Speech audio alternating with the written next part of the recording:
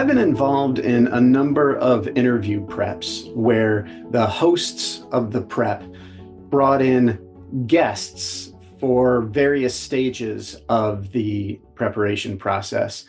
And there have been good experiences with that and not so good experiences with that. So I wanted to make my recommendations to you about how to think about guests in the room as your team is prepping for an interview. So in general, what I've found is there are two kinds of guests that people have in the room. One of them is like an expert regarding the prospect, the potential client that is being interviewed with this time around. It's people who know the personalities and know the organization, know what they care about. My recommendation about guests like that is get them in the room as early in the process as possible. So while you're still strategizing the process, while you're still figuring out the message, get these folks in the room and ask them a bunch of questions. See if you can have them tell you who these people are, what they're like, what they care about, what they are specifically concerned about regarding this project, so that you can wrap your thinking around what they know about how they think.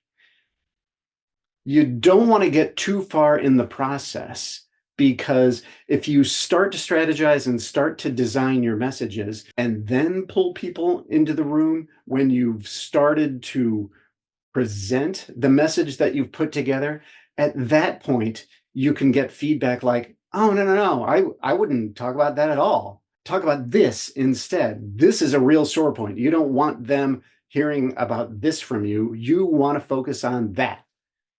So you need to get that into your team's brains as early as possible.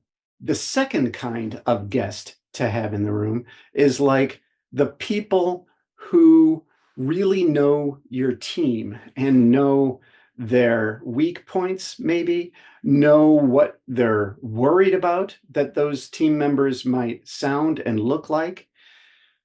Those folks very often get brought in at the tail end of a prep process, and they very often accidentally make the team members much more nervous, much more self-conscious, much lower down on the ladder of confidence that they have slowly been climbing over the course of the prep process.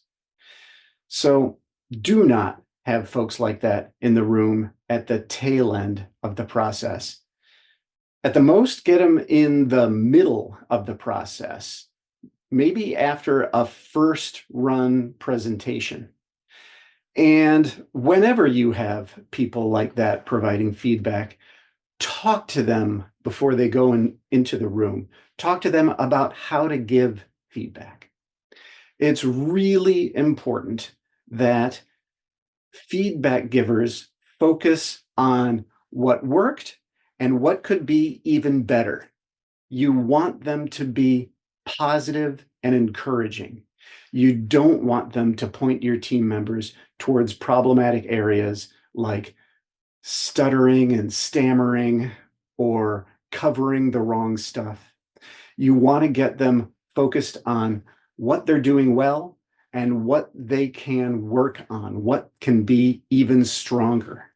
And you want to have these folks communicate their confidence to the team members. Communicate that the team can and will get even better in this aspect of their presentation.